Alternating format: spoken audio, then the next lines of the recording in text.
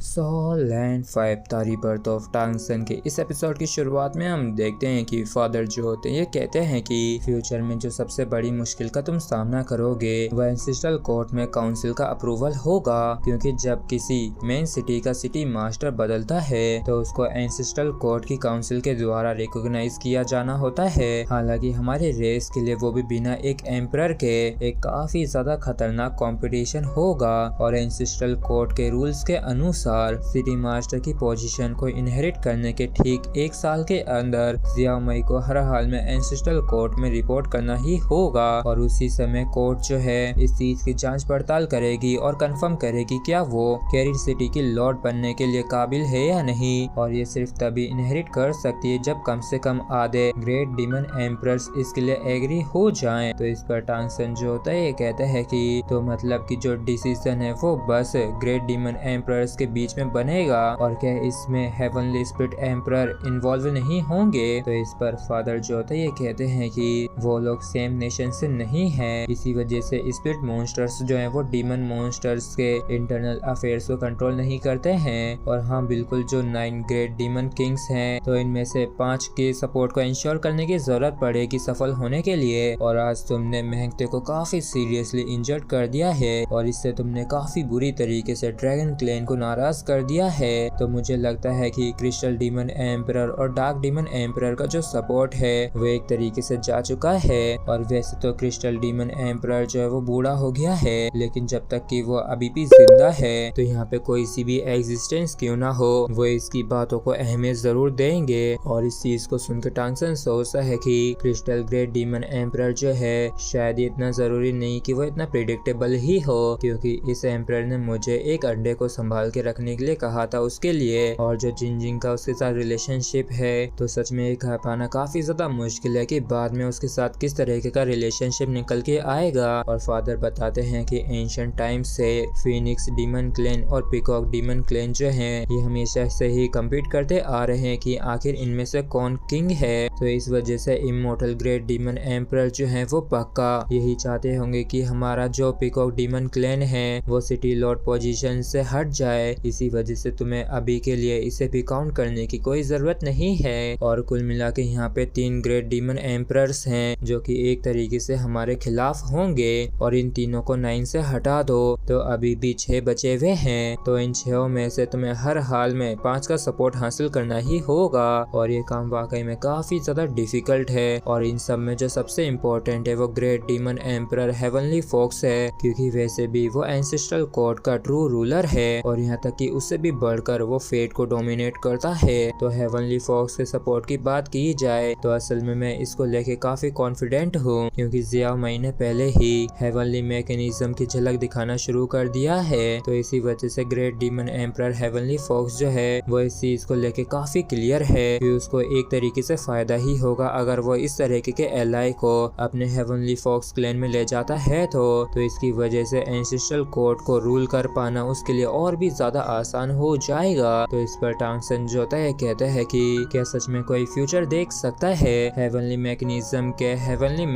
Feather की मदद से। तो फादर बताते हैं कि हाँ बिल्कुल, लेकिन इसके लिए कम से कम तुमको डिवाइन रैंक कल्टीवेशन बेस की जरूरत होगी, क्योंकि ये तुम्हारी डिवाइन कॉन्शियसनेस को कंज्यूम करेगा। हालांकि इसको अगर ज्यादा इस्तेमाल किया जाए या फिर हद से ज्यादा तो जहाँ तक ये तुम्हारे ओरिजिन को भी नुकसान पहुँचा सकता है। और एक बार जो तुमने great demon emperor heavenly fox से सपोर्ट को सिक्योर कर लिया और इसके white tiger great demon emperor के साथ तो तुम्हारे सफल होने की जो चांसेस हैं वो काफी ज्यादा अच्छे हैं। और रही बात लास्ट गिफ्ट की तो इसके बारे में फिलहाल तुम जियाओ मई को कुछ भी नहीं बताओगे, कम से कम अभी तो नहीं। और तब तक इंतजार करना जब तक कि वो आराम से सिटी लॉर्ड की पोजीशन को हासिल ना कर ले। और इस चीज के बारे में मई को बताने से पहले उसकी मदर का ओपिनियन जरूर ले लेना। तो टांगसन पूछता है कि आखिर ये थर्ड गिफ्ट क्या है और सोचता है कि आखिर एग्जैक्टली क्या है और आखिर ये इतनी ज्यादा मिस्टीरियस क्यों हो रही है। और तभी फादर जो होते हैं टांगसन को कुछ बताने लगते हैं और जैसे टांगसन इस चीज के बारे में सुनता है तो काफी परेशान सा हो जाता है। और फादर कहते हैं कि अब तुम्हें समझ में आ गया है ना कि आखिर मैंने जियाओ मई को अपने सक्सेसर के रूप कोर्ट में क्यों चूज किया है और तुम काफी स्मार्ट हो, तो मैं दावे के साथ कह सकता हूँ कि तुम जानते हो कि इसे कैसे इस्तेमाल करना है। और मरने से पहले मैंने ये जो ट्रम्प कार्ड तुम्हें रिवील किया है, इससे तुम्हारे लिए रास्ता आसान हो जाएगा।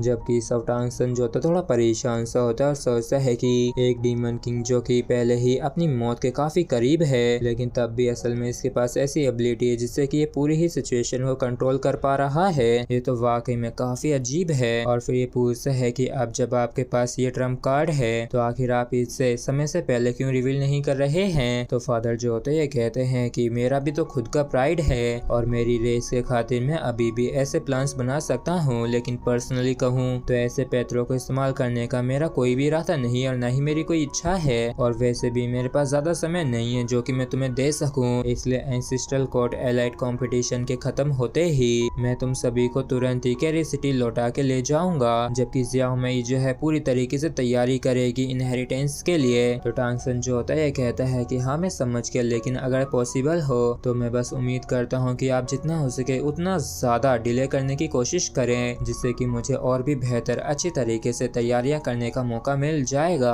तो इस पे फादर कहते हैं कि ठीक है मैं अपनी कोशिश करूंगा और मुझे लगता है कि तुम सच में जियाओ मई को काफी पसंद करते हो, तो क्या तुम उसे काफी लंबे समय से जानते हो। तो इस पर टांगसन जो होता है यही कहता है कि हाँ बिल्कुल मैं उसे काफी लंबे समय से जानता हूँ और इस दुनिया में मेरे लिए उससे ज्यादा इम्पोर्टेंट कोई और चीज नहीं है। तो जब तक कि मैं यहाँ पे जिंदा हूँ तब तक इस दुनिया में ऐसी कोई भी एग्जिस्टेंस नहीं है जो कि उसका नुकसान पहुंचा सके। तो इस पर फादर जो होते हैं कहते हैं कि मुझे मालूम तो नहीं, लेकिन ना जाने क्यों जो कुछ भी तुमने कहा है वो विश्वास करने के काबिल है। तो टांगसन जो होता है ये कहता है कि हाँ इसलिए क्योंकि मैंने एक एक शब्द जो कहा है अपनी दिल की गहराइयों से कहा है ईमानदारी के साथ। और फिर हमें व्हाइट टाइगर ग्रैंड होटल का सीन दिखाया जाता है जहाँ पे टांगसन जो होता है लौट आया होता है और ये सोचता है कि पीकॉक ग्रेट डीमन किंग ने जो लास्ट गिफ्ट के बारे में बताया वो सच में काफी अनएक्सपेक्टेड था। और वो जो हेवनली मैकेनिज्म फेदर है वो सिर्फ एक स्पेशल डिवाइन टूल नहीं है, बल्कि ऐसी एबिलिटी जिससे कि ये हेवन की जो मशीनेशन है उसके साथ छेड़खानी कर सके।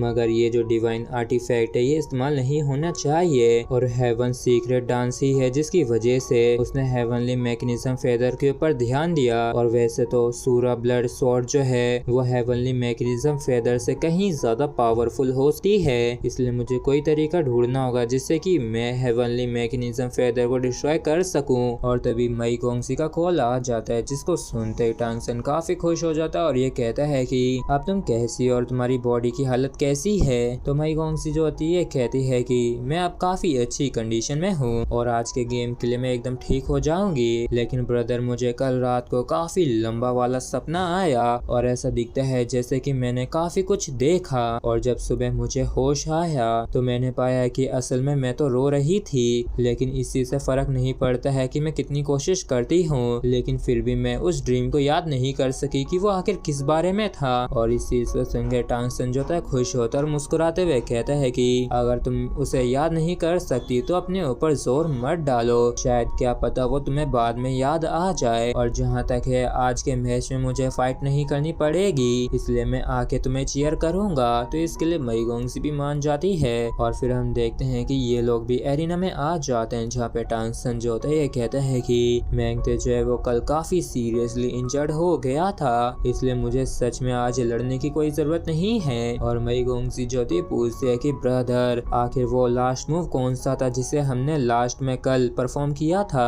तो टांगसन बताता है कि वो एक डिवाइन आर्टिफैक्ट की पावर थी। तो मई गोंगसी जो होती है कहती है कि क्या डिवाइन आर्टिफैक्ट, क्या मैं उसे अभी देख सकती हूँ। तो टांगसन कहता है कि नहीं अभी नहीं देख सकती हो क्योंकि वो अभी यहाँ पे है ही नहीं और हमने तो बस उसकी थोड़ी सी ही पावर को बोरो किया था। तो जब तुम काफी स्ट्रॉन्गर हो जाओगी तब वो खुद ही अपने आप ही हमारे पास आ जाएगा, जिसके बाद तुम उसे देख पाओगी। तो मई गोंगसी जो कहती है कि ना जाने क्यों लेकिन मुझे ऐसा महसूस हो रहा है कि ये जो डिवाइन आर्टिफैक्ट है जिसके बारे में आपने मुझे बताया है वो मेरे लिए काफी ज्यादा इम्पोर्टेंट है। क्या ऐसा हो सकता कहता है कि ये यहाँ तक कि मेरे फ्यूचर पे भी असर डाले। तो इस पर टांगसन जो ये कहता है कि हाँ बिल्कुल, वो एक काफी ज्यादा पावरफुल डिवाइन आर्टिफैक्ट है जो कि निश्चित रूप से तुम्हारे फ्यूचर के ऊपर असर डाल सकता है और इसकी जो तुम्हें मदद मिलेगी वो यहाँ तक कि हेवनली मैकेनिज्म फेदर से भी ज्यादा बड़ी होगी। और इस चीज को सुन के महिगोन सी ज्योति चौंक जाती है और कहती है कि क्या आपका मतलब ये है कि आप मुझे वो डिवाइन आर्टिफैक्ट देना चाहते हो। और इसी के साथ फ्रेंड्स, हमारा ये जो एपिसोड है ये यहीं पे खत्म होता है। अगर आप लोगों को वीडियो अच्छा लगा हो तो प्लीज चैनल को सब्सक्राइब और वीडियो को लाइक करना बिल्कुल भी ना भूलें। Thank you.